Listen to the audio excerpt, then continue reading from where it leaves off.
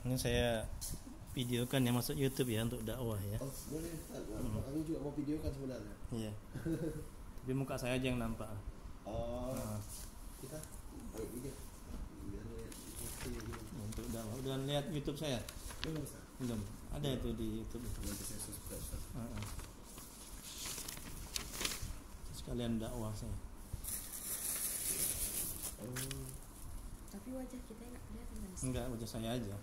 Kalau mau kelihatan nggak apa-apa. Tapi saya aja. Kita lihat kita.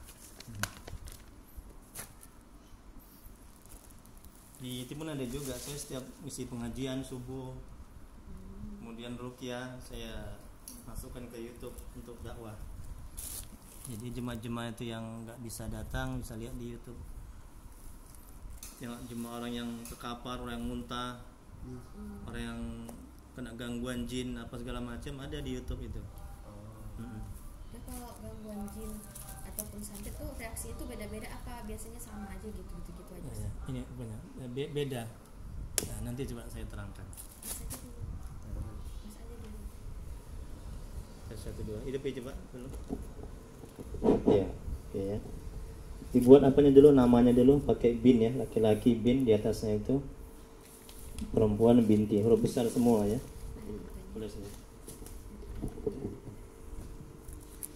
Nanti bukan.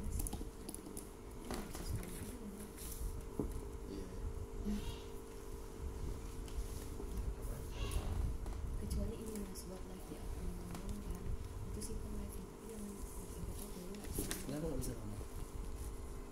Biasanya aku. Ya, nanti dipotong-potong aja sih. ya kak sini mereka tuliskan Ya, huruf besar ya.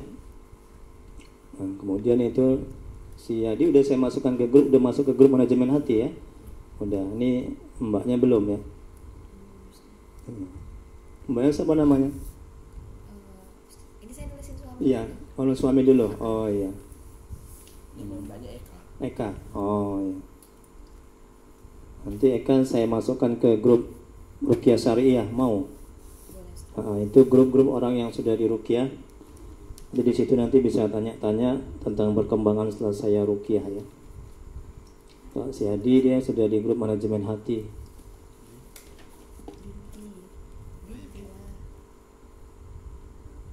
Ya, huruf besar semuanya, laki-laki bin, perempuan binti.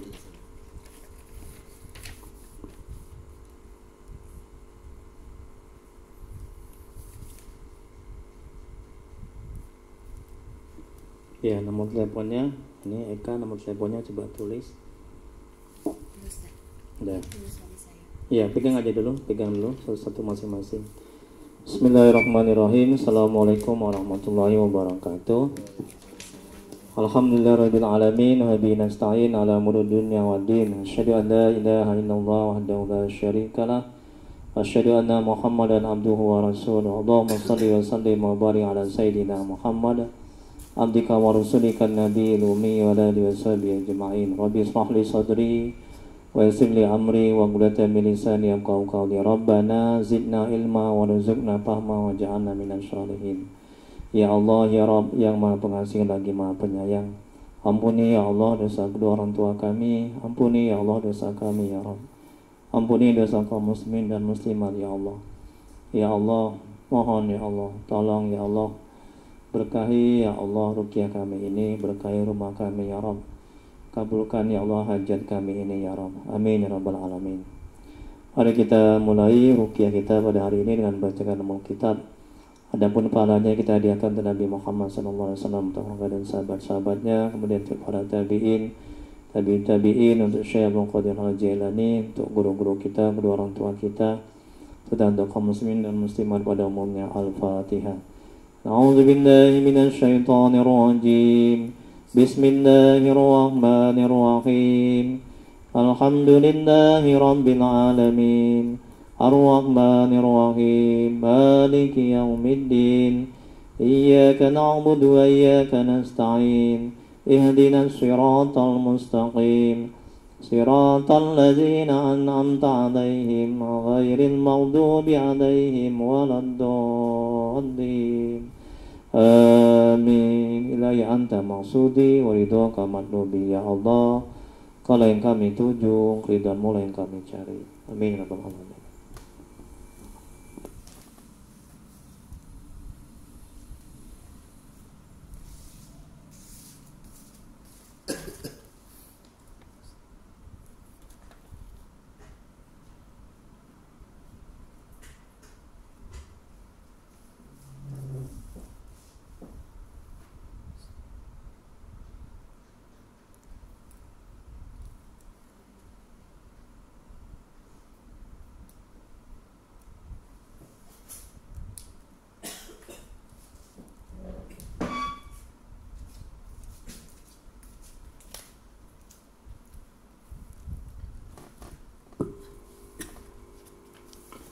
Baik. Jadi di sini ada kertas ciri-ciri orang yang harus diruqyah syar'iyah dan ciri-ciri orang yang terkena gangguan jin maupun disantet ya. Nah, coba sebelumnya ceritakan dulu ya Hadi maupun Eka tadi ya. Kalau apa keluhannya? Si dari Hadi dulu coba. Sebelum kita jelaskan ini ciri-cirinya.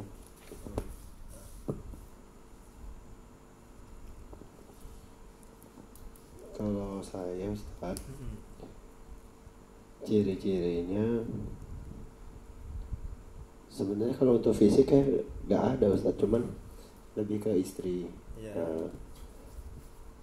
Kalau efeknya ke saya itu kayak rumah tangga kita kadang lebih intens ributnya belakangan ini. Sudah berapa lama ributnya itu? Meskipun masalah kecil ya, gampang kali bertengkar ya, ribut ya. 2 bulan. 2 bulan ini ya. 2 bulan. Ingat nggak awal mulai ribut itu 2 bulan yang lalu itu kira-kira apa penyebabnya? Masih ingat? Apakah pernah nyakiti orang, menzalimi orang, atau ada yang orang yang nggak suka, atau ada yang makan makanan yang haram, atau mengambil yang haram, atau ada apa gitu? Ingat nggak 2 bulan yang lalu sebelum terjadinya masalah rumah tangga ini sering ribut begitu? Ingat apa itu kira-kira? Atau mungkin nyakiti orang tua atau durhaka sama orang tua. Ini harus jujur ya, harus jujur, harus terbuka ya, agar bisa sehat, bisa sembuh dan bisa diberikan solusinya. Apa coba kira-kira? Kalau dari saya pribadi nanti ada tambahan dari istri saya. Saya kan agak detail, tapi garis besarnya. Jadi waktu kami 2 bulan yang lalu ini ya. Masalahnya itu waktu 1 tahun yang lalu. 1 tahun lalu. 1 tahun lalu. Itu kita kan ada punya usaha, kita panggil talent artis. Untuk endorse gitu kan. Artisnya itu seorang akhwat perempuan. Kemudian saya ada mau setelah endorse dengan beliau promosikan usaha kita. Saya ada transfer uang ke beliau secara pribadi. Artis ini. Ke artis ini. Dengan urusan saya ada mau buka. Tunggu sebentar, itu kereta udah di apa gembok? Udah saya kunci, tapi saya gembok aja dulu. Gembok aja lebih aman. Tadi kunci saya lengket di situ, Ustaz. Wah, jangan. Bahaya. Kita ikhtiar ya, itu harus usaha.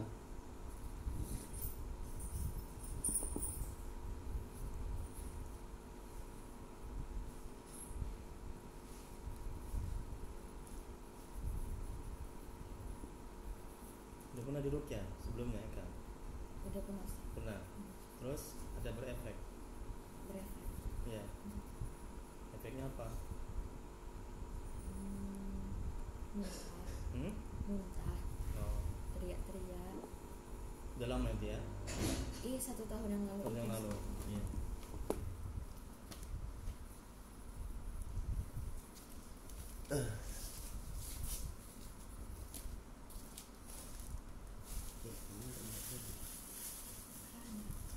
Nah, ini untuk memuntah nanti.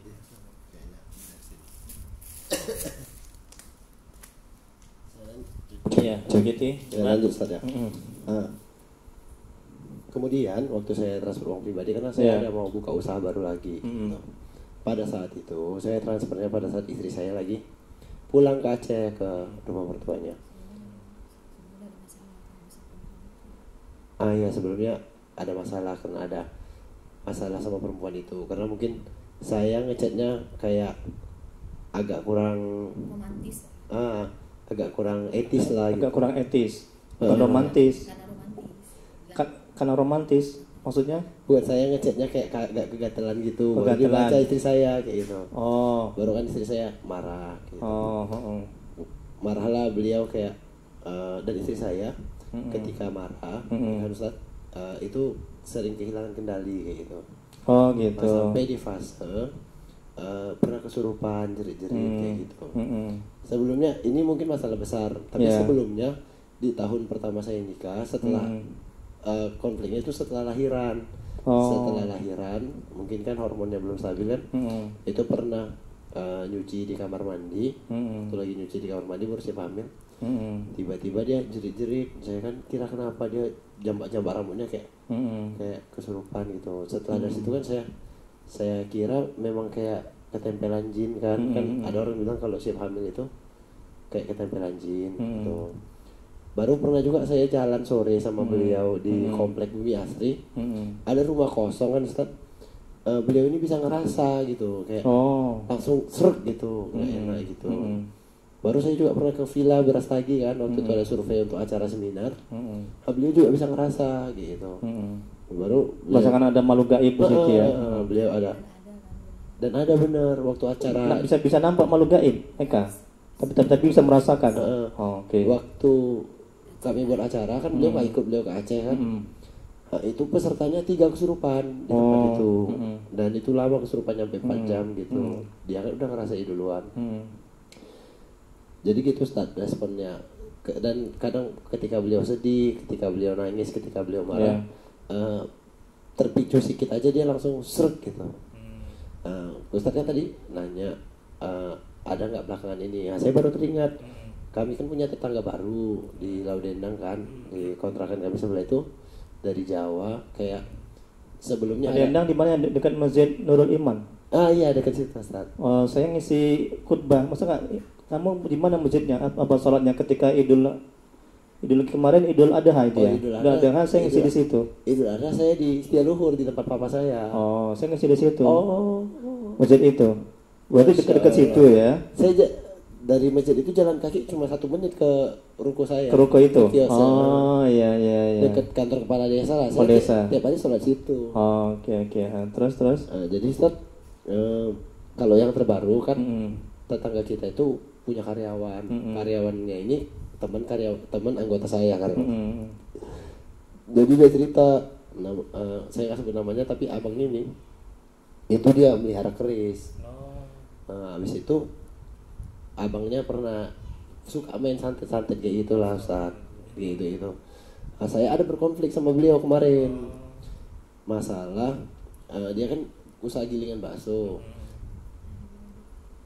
Jadi usahanya itu kotor, mengganggu usaha saya lah. Baru saya coba tegur kayak gitu. Mungkin kayaknya dia nggak terima karena dia orang Jawa, saya orang Jawa, cuma dia Jawanya Jawa asli kan. Kayak iya aja, senyum-senyum aja, tapi di belakang nggak tahu.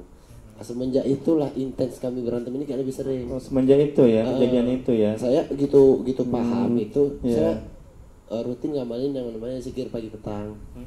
Jadi alhamdulillah atas izin Allah, saya kayak dikasih perlindungan sama Allah, kayak nggak ngerasa barang jatuh, diganggu jin. Tapi anak sama istri saya kalau lagi di rumah sendiri, itu sering diganggu Ustaz.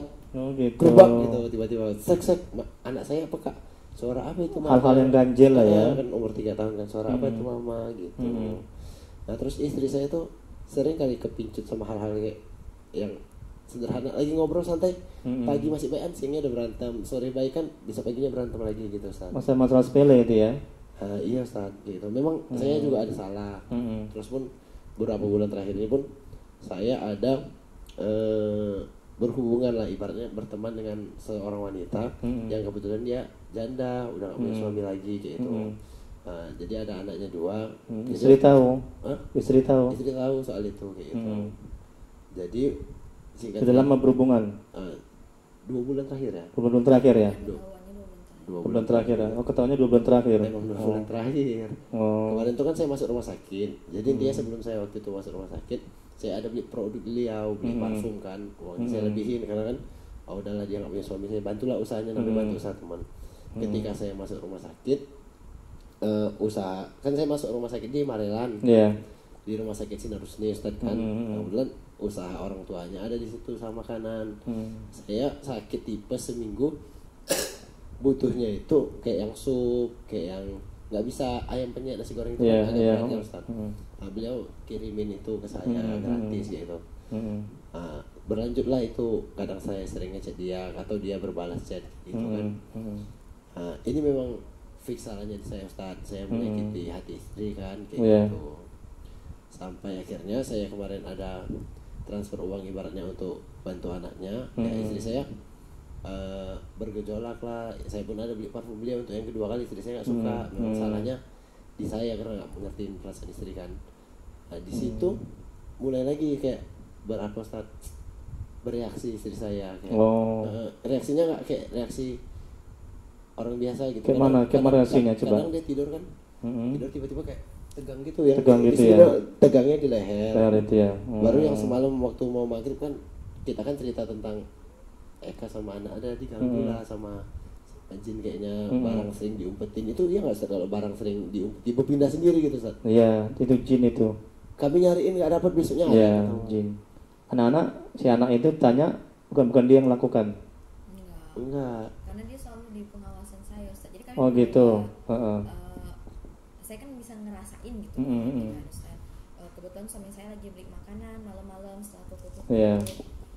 Kemudian ya kayak gitu, tiba-tiba ada barang yang jatuh gitu. Cuma saya nggak meriksa dan saya juga insya Allah nggak merasa takut gitu kan.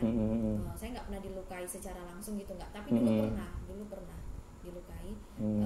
Terus anak saya gitu nanya, mama itu apa ya, apa ayah udah pulang? Enggak, ayah nggak pulang. Yaudah yuk, nggak apa-apa, kita ngapain aja, saya alihkan gitu. Terus kan anak saya sering sama mertua, sama orang tua suami. Saya sendiri juga gitu, ada beberapa kali gitu di toko kayak gitu, sering berulang. Ada yang manggil ya. Terus anak saya juga sering dipanggil, suaranya menyerupai suara suami. Kakak gitu kan. Emang ayah udah pulang ya mama? Mana ayah? Cek gantian udah siap tadi udah siap tadi apanya? Penjelasan apanya? Sebelumnya kita juga udah pernah ruqyah Ustaz, dipancing. Dipancing. Di apa itu namanya? Kapan tuh kira-kira? Setahun yang lalu. Udah lama kali ya? Itu kita rutin Ustaz kan. Rutin. Setiap istri saya di ruqyah, itu udah lebih dari 5 kali kayaknya ya. Oh iya. Sampai yang datang ke rumah? Enggak, paling sekitar 5 kalian. Ya 5 kali lah. Itu setiap istri saya di ruqyah, istri saya bereaksi Ustaz. Maksudnya bereaksinya itu ya kehilangan kesadaran, kayak kesurupan dan lain-lain. Dan saya coba waktu di saat saya di ruqyah, saya nggak bereaksi gitu. Maksudnya di sini Ustaz, kayaknya lebih condongnya memang istri saya yang agak rentan kayak gitu. Kayak gitu sih Ustaz. Saya mau kasih tahu kalau kami udah pernah di ruqyah juga. Ini udah setahun lebih kan. Iya. Coba sekarang gantian. Sekarang apa yang perasaan Eka sekarang duduk sama saya, dekat sama saya begini, apa perasaannya? Biasa aja sih Ustaz. Biasa ya. Oke, tadi di rumah juga gitu, biasa aja ya. Biasa aja. Iya, oke. Coba jelaskan lagi. Mungkin ada tambahan-tambahan dari Adi, coba. Jadi secara garis besar tadi udah dijelaskan. Oke. Ya. Cuman saya ingin mendetailkan sedikit ya, coba. Jadi awal dari 1 tahun yang lalu Ustaz, seperti yang beliau ceritakan, beliau seperti mencari perhatian dengan perempuan itu. Waktu itu kami sampai ribut besar, kedua keluarga kami tahu. Itu terjadi di bulan puasa, bulan Ramadan. Kemudian saya dijemput sama orang tua. Sebentar, saya potong. Menjadi perhatian besar artinya Adi ada nggak niat untuk poligami gitu? Cuman hanya sebatas teman aja gitu, sebatas silaturahim gitu. Oh, jadi nggak ada niat untuk mau poligami gitu, nggak ada ya? Cuman bahasanya kayak ganjen lah gitu ibaratnya. Iya. Dan Eka juga nggak suka gitu ya? Iya. Kalaupun juga Adi poligami juga nggak suka ya Eka ya? Ya. Belum sanggup tepatnya Ustaz. Iya, terus ya. Gitu. Karena rasa saya ketika seorang suami mengchat dengan perempuan lain dengan mengatakan seolah kepemilikan, mengatakan gini, adik mas, ke perempuan lain. Itu kan rasa saya sesuatu yang ganjal dan tidak wajar dan tidak boleh kan Ustadz. Kita chatan sama orang lain, berduaan di sosial media meskipun tidak bertemu langsung, itu kan sudah jatuhnya khalwat. Seperti itu. Kemudian waktu itu saya pulang dijemput orang tua saya, dan di situ saya sakitnya saya tidak diberikan ongkos sama suami saya. Bahkan untuk uang sahur saya juga nggak dikasih gitu kan Ustadz. Nah, saya untuk mencoba menenangkan diri di rumah orang tua saya di Aceh. Kemudian besok malamnya ketika saya tidur, saya lihat ada bukti transfer suami saya ke perempuan itu. Ya istri mana coba Ustadz yang nggak marah ketika saya pulang, nih istri saya nih udah punya anak, pulang nggak dikasih ongkos, besokannya dia uang dari mana dikasihnya ke perempuan itu. Nah jadi kan pecah lagi konfliknya segala macam. Ternyata setelah beberapa hari dari situ mereka jalan berdua Ustadz. Itu konflik gitu. Orang itu setahun yang lalu ya? Setahun yang lalu. Dan itu baru ketahuannya 3 hari yang lalu dari salah satu istri teman beliau yang menceritakan ke saya kalau mereka ternyata udah jalan, dan dia sendiri yang membongkar aibnya ke teman-temannya. Iya. Kemudian begini,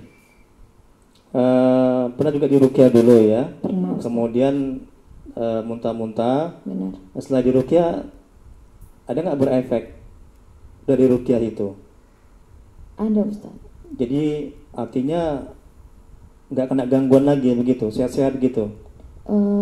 Sehat Ustaz. Cuman di sini sementara sifatnya ya? Iya.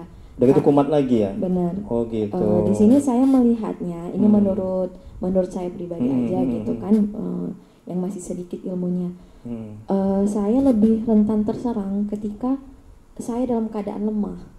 Lemah dalam artian ketika saya depresi dengan tingkah laku suami saya mencoba untuk mengatakannya. Mungkin karena ketika itu emosi saya meluap-luap, saya mengatakannya itu dengan nada yang tinggi.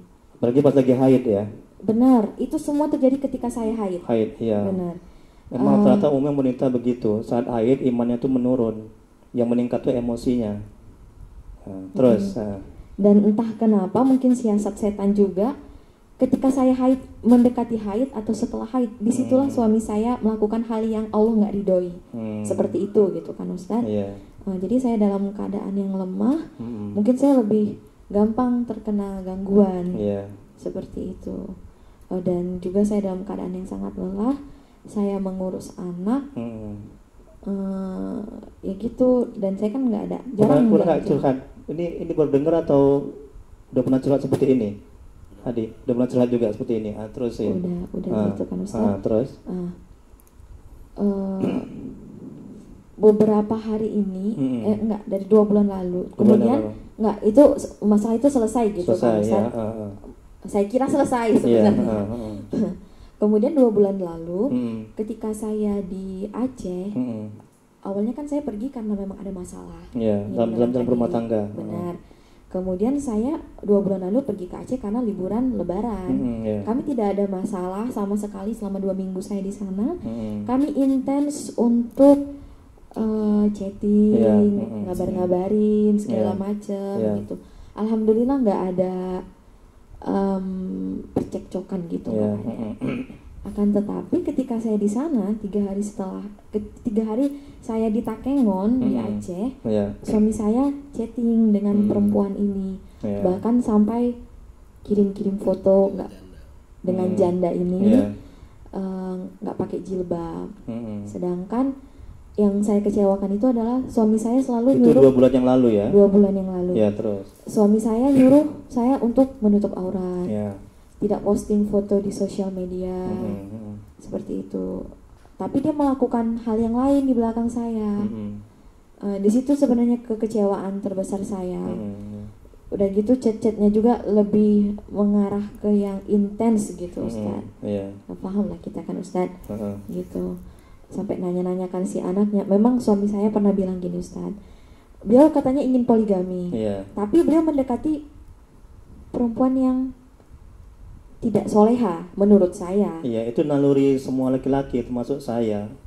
Karena itu kan sudah sudah ketentuan Allah. Allah bilang dalam Al-Quran, Quran surah An-Nisa itu ya, nikahilah wanita itu 2, 3 dan 4. Dan pada dasarnya itu Allah, Nabi menyuruh kita, menyuruh laki-laki pada umumnya itu menikahi wanita itu 2, 3, dan 4. Tapi ada lagi di kelanjutannya di ayat yang lain, di ayat itu, apabila kamu tidak bisa berlaku adil maka satu saja. Nah, jadi emang itu naluri dan sunnatullah.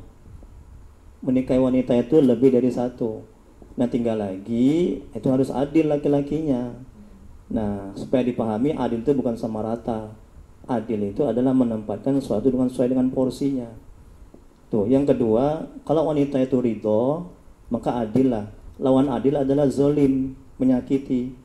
Nah, itu makanya agar si istri pertama ini ridho, nerima, didik istri pertama itu supaya dia bertakwa, beriman, agar dia bisa menerima dan ridho. Ini sekilas saja tentang poligami. Ya, silakan lanjutin lagi.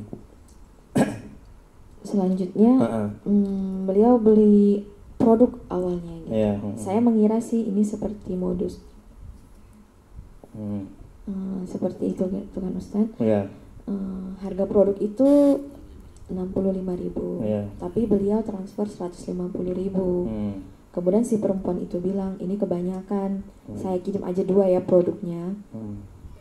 Terus kata suami saya, kalau kamu kirim 2 aku nggak jadi beli. Jadi kan di situ saya menganggapnya seperti cari perhatian, kayak gitu kan Ustadz. Memang suami saya kalau beli sesuatu ke temannya biasanya dilebihin, tapi dilebihinnya nggak akan sampai 2 kali lipat harga si barang, gitu. Nah itu terjadi tanggal 3 Juli 2023. Selanjutnya sekitar 2 bulan yang lalu itu ya? Ya, tanggal 7 Juli beliau nanya tentang gimana kabar anaknya segala macam apa ini itu gitu kan. Yeah. Dan si perempuan ini pun seperti gayung bersambut. Ustaz izin saja. Yeah. Jadi kan waktu kan istri saya tadi mengatakan berkirim foto, nggak pakai hijab kan. Jadi Ustaz, saya ngechat si janda ini, si teman saya ini, bukan minta foto dia gitu. Saya nggak ganjan, tit foto dong gitu. Kak foto dong, minta fotonya atau lagi selfie gitu. Enggak, tapi saya bilang kirim foto anak laki-lakinya gitu. Nah kebetulan kan anak laki-lakinya ini kita bilang lah namanya si D gitu kan. Ada foto si D gitu, kebetulan abang belum punya anak laki-laki kayak gitu. Baru dia kirim fotonya mungkin sengaja atau enggak lagi foto sama dia sendiri, jadi kayak anak dan istri gitu. Baru saya chat lagi, boleh nggak yang sama Dafa, yang ada Dafanya aja, yang anak laki-lakinya aja gitu. Perlulah dikirim yang foto anak laki-lakinya aja gitu. Jadi saya nggak minta fotonya si dia Ustaz kayak gitu. Oh iya. Nah, di situ hanya klarifikasi ya. Dan di situ waktu istri saya dan di chat itu saya nggak hapus chatnya di foto itu. Dan waktu istri saya lihat, mungkin istri saya ngerasa sakit hati, dapat sih cemburu Ustaz, karena istri saya sayang sama saya kan kayak gitu. Kok cemburu tanda sayang, tanda cinta. Iya, saya tahu istri saya. Tapi jangan berlebihan cemburunya, nggak baik. Iya, Oke. Kayak gitu Ustaz. Izin klarifikasi ya. Lanjut. Iya. Udah gitu kan Ustaz. Kemudian ya udah tanggal 7 udah selesai kan. Dia ngirim uang jajan untuk anak itu. Gitu. Itu saya posisinya masih di Aceh dan saya nggak tahu kejadian itu hari itu. Tapi suami saya di saat itu kan kata beliau seperti itu tadi, nggak minta foto dengan si perempuan janda ini tadi. Tapi ternyata suami saya ngirim foto janda ini tadi dengan anaknya ke adik ipar saya. Dia nanya, gimana menurutmu? Jadi kan di situ gimana Ustaz? Saya sebagai istri itu merasa tidak ada harganya di depan suami saya ketika suami saya mempertanyakan kecantikan perempuan lain ke adik ipar saya. Gitu. Menurut saya kalau saya cemburu itu hal yang wajar sih. Udah sampai di tahap itu. Kemudian ketika saya pulang ke Medan dijemput sama suami saya, hari itu kami langsung opening karena beliau sakit. Semenjak itu ya sakit ya pada hari itu ya. Sebelum saya kan saya kan ngurus 3 toko kan Iya. kan pulang balik Iya. Memang udah saya bilang saya ada demam 3 hari minum obat. Iya. Terus saya paksa ini jemput istri di Takemon kan suhunya beda kayak di Medan. Iya. Mungkin kayak terkejut suhu gitu, balik ke Medan saya langsung Oke, ya. Jadi kalau saya boleh ngambil kesimpulan, ya, penyebab suami istri ya sering bertengkar ini, itu yang pertama ya boleh jadi ini belum pasti ya, boleh jadi karena ada orang yang tersinggung, yang orang Jawa itu kan, yang tetangga itu, kan semenjak itu langsung terus ribut-ribut. Terus yang kedua juga, nah memang Ekanya dulu setahun yang lalu memang sudah ada sering kena gangguan ya? Enggak gangguan sih Ustaz. Setahun tadi kan ceritanya tadi setahun yang lalu yang di rukyah itu kapan kira-kira? Setahun yang lalu. Nah, jadi intinya memang dari dulu memang sudah ada pernah kena gangguan gitu ya. Jadi kok di rukyah kan muntah-muntah? Ya itu gangguan namanya. Itu gangguan. Itu waktu kami ceritain tentang jin, tiba-tiba alamat diserang jantungnya, ini Oke, dah. Jadi sekarang saya udah paham latar belakang masalahnya, ya. Nah, saya udah paham. Dan sekarang kita masuk ke ini sekarang, ke kertas, biar lebih paham lagi, biar lebih ngerti lagi, ya. Nah, apa sih penyakitnya? Kenapa sih? Apakah disantet atau kena gangguan jin atau penyakit medis atau non medis? Nanti baru ketahuan di sini, ya. Jadi tolong dijawab dengan jujur ya, di checklist. Kalau misalnya nggak ada, ya dikosongkan. Nah, ada pulpennya masing-masing kan? Nah, ini ciri-ciri orang yang harus diruqyah. Syar'iyah. Dijauhkan aja ya, dijauhkan. Ya, dan ciri-ciri orang yang kena gangguan jin dan ciri-ciri yang kena santet ya. Yang pertama, malas sholat, cari ilmu agama, baca Quran dan ketaatan lainnya. Jadi mau ibadah dia berat. Kalau ada checklist kolom pertama, kalau nggak ada kosong. Kalau kosong bikin kosong aja ya, nggak usah disilang. Ya nggak usah, kosong aja gitu. Dah, yang kedua, sebagian atau keseluruhan kepala sering merasa pusing-pusing. Enggak ya, si kaya ya. Oke, kemudian yang berikutnya, 3, dada terasa sesak atau panas. Kolom pertama, nomor 3. Oke. Kemudian nomor 3 kolom 2, leher terasa berat atau kaku. Itu kayak mana caranya Ustaz? Nah. Kalau misalnya yang satu titik di awal tuh ya, tapi selanjutnya itu enggak gimana? Ya, kalau misalnya kan nomor 3 nih kan ada 2 kolom, 2 pertanyaan. Dada terasa sesak atau panas. Dan kalau misalnya iya di checklist kolom pertama. Kalau misalnya enggak, kolom pertama dikosongkan. Kemudian nomor 3, pertanyaan yang kedua, leher terasa berat atau kaku. Kalau misalnya iya, di checklist kolom yang kedua. Kalau misalnya enggak, ya kosongkan. Gitu. Kemudian berikutnya, sakit pada perut dan ulu hati. Oke, itu kolom pertama. Kolom kedua, gangguan sekitar rahim, prostat, dan ginjal. Kosong. Nomor 5, kolom pertama, sakit yang sangat pada jam-jam tertentu. Kolom pertama. Ada? Ada. Yang kelima, kolom 2, mudah marah atau tersinggung. Oke. Kemudian yang keenam, iya, kalau ada di checklist ya, ini harus yang jujur ya. Berarti ketahuan penyakitnya. Kemudian yang keenam, sakit yang tiba-tiba datang, tiba-tiba hilang. Kadang-kadang datang, kadang-kadang hilang. Tiba-tiba dia. Ya, kemudian yang keenam kolom 2, sering bingung. Kadang nggak tahu mau ngapain gitu, bingung aja. Kemudian berikutnya yang ketujuh, sering resah, gelisah, takut, minder. Kemudian berikutnya 7 kolom 2, sering mengantuk setiap beramal ibadah. Kemudian yang ke-8, sering lupa jumlah rakaat sholat. Kolom pertama. Yang ke-8 kolom kedua, merasa was-was. Ya. Berikutnya 9, merasa ada yang mengikuti atau mengawasi. Nah, di rumah ada Eka, sering merasa diawasi atau diikuti. Kayaknya ada itu. Sekali sih, nggak sering, sesekali. Sekali, yang penting ada lah ya. Nah, nanti di rumah itu diruqyah nanti ya, airnya. Rumah itu diruqyah. Ya, itu dipercikan baca sholawat air ruqyahnya ini ya. Kemudian berikutnya, sering berprasangka buruk 9 kolom 2. Berikutnya 10 sering mendapat kesulitan dalam hidup dan kehidupan. Ya betul.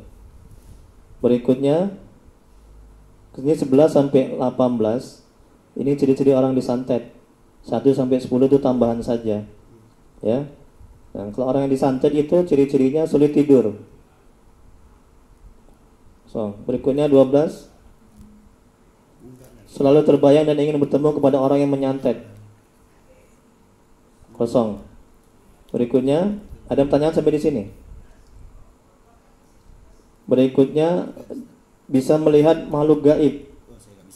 Saya nggak bisa ya? Enggak, cuma merasakan ya. Oke. Yang ke-13 masih kolom 2, mengalami nafsu seks yang berlebihan. Saya enggak, Ustaz. Enggak. Saya belakang ini rajin olahraga, jadi itu kayak normal bagi saya. Nah, saya kah? Hah? Kan bisa sing apa merasakan gitu, kayak nggak biasanya gitu, nafsu kali gitu. Iya Ustaz. Jadi mohon maaf nih Ustaz. Dulu kan kami sehari itu biasa sekali. Cuman berhubungan. Cuman satu tahun terakhir ini, saya kan dulu atlet sebelum nikah Ustaz. Jadi saya mau buncit lah.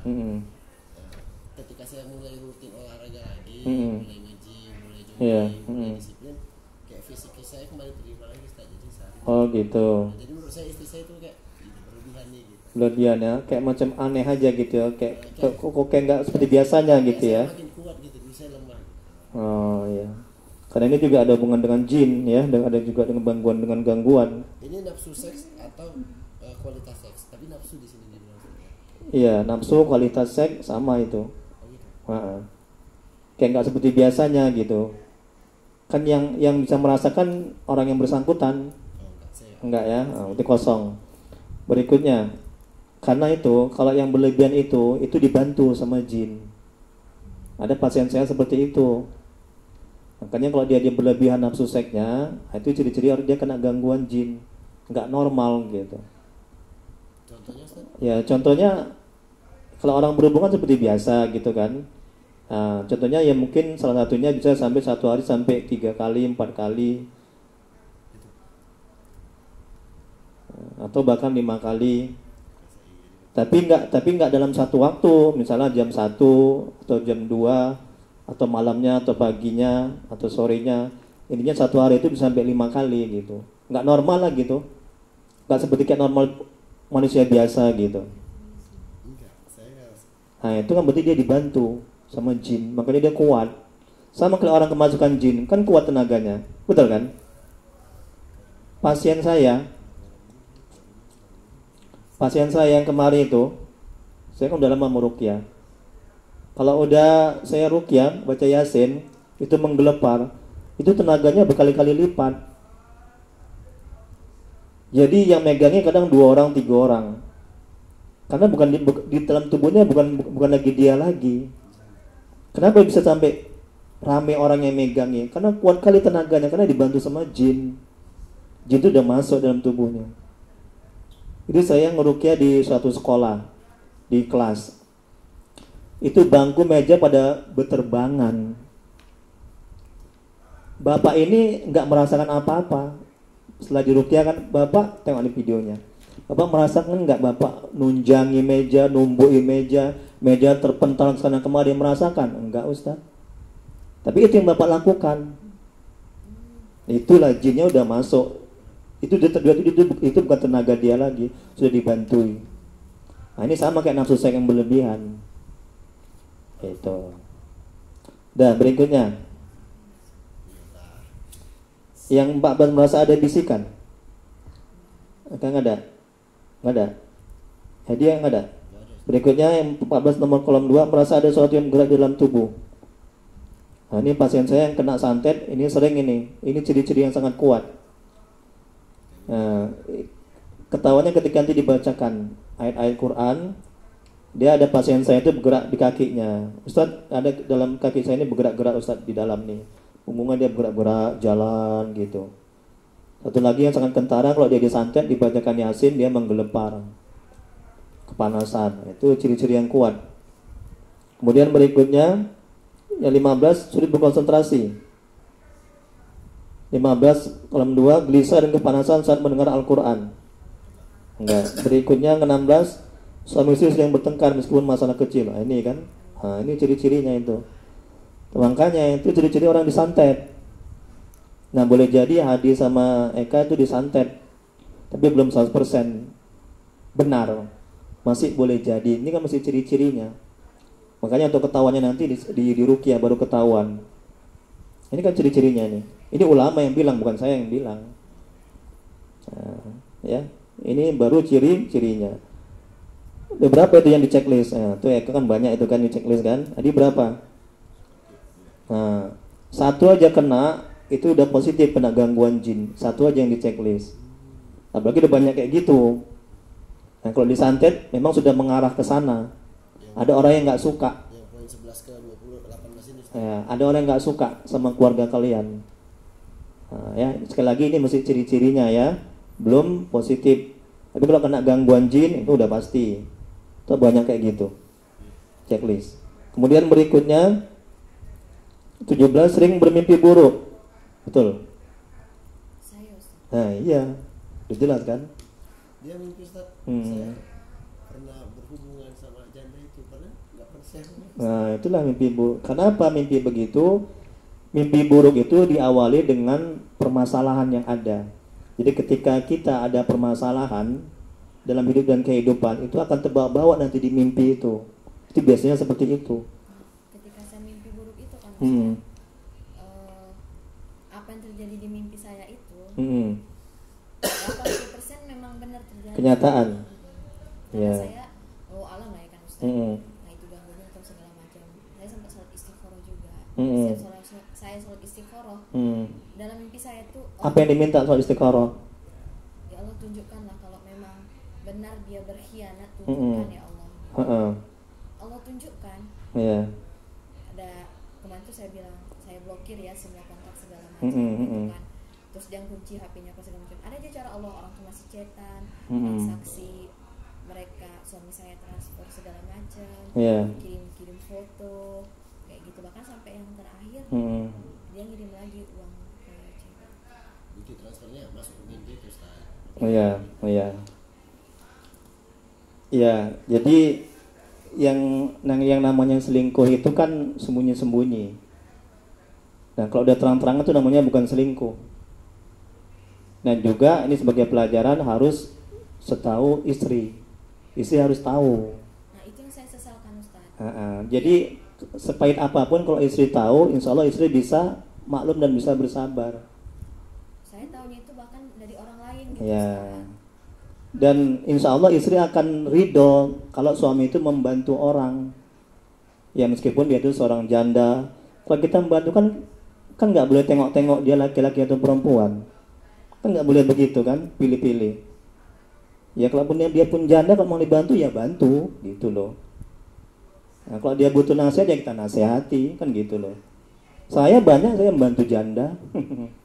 tapi saya beritahu sama istri itu tahu gitu. Karena gini Ustaz, suami saya beranggapan kalau memang dia ada uang pribadi, ya udah itu hak dia untuk mau dikemanakan segala macam. Karena kan ini udah nafkah kamu, jadi yang ini tuh ya udah aku terserah mau kemana, ya saya nggak masalah gitu Ustaz kan. Enggak, itu salah dalam manajemen rumah tangga. Harus tahu kemana itu uang, meskipun itu uang suami yang cari. Harus ada kejujuran dalam rumah tangga itu. Kalau enggak, selesai, nggak akan bisa bertahan lama. Jadi kuncinya keterbukaan, kejujuran, komunikasi, itu dia. Insya Allah jadi rumah tangga sakinah, mawaddah, warahmah. Ini sebagai pelajaran. Ya udah yang lalu biar berlalu ya, sebagai pelajaran ya, jangan diulangi lagi. Kan kita membuka lembaran baru, ya kan? Kan lagi sakit kan dua-dua kan? Nah itu ya. Jangan diungkit-ungkit lagi, jangan diingat-ingat lagi. Udah lupakan. Udah ambil pelajaran untuk kedepannya tidak buat lagi.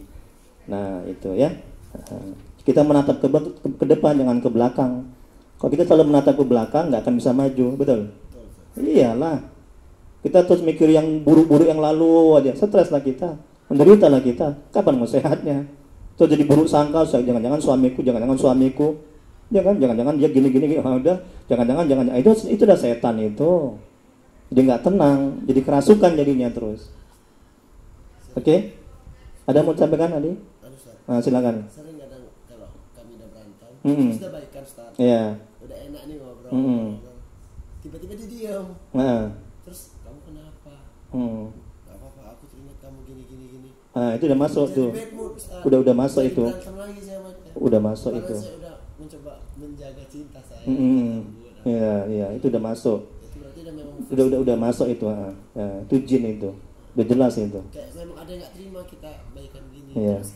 Dari tubuh dan dari dalam itu bukan dari diri si Eka murni. Itu dari dalam tubuh dia itu, makhluk gaib itu. Terus kan Ustadz, saya ngerasa ketika saya alam di fase yang seperti suami saya bilang, itu memang kayak Ustadz bilang, kekuatan saya berkali-kali lipat. Padahal saya perempuan Ustadz kan, saya nggak ada background atlet maupun karate segala macam, saya nggak ada Ustadz. Karena satu ketika setahun yang lalu, yang waktu masalah itu Ustadz, saya hilang kendali kayak gitu Ustadz. Saya pun nggak bisa menahan tangan saya itu nggak bisa.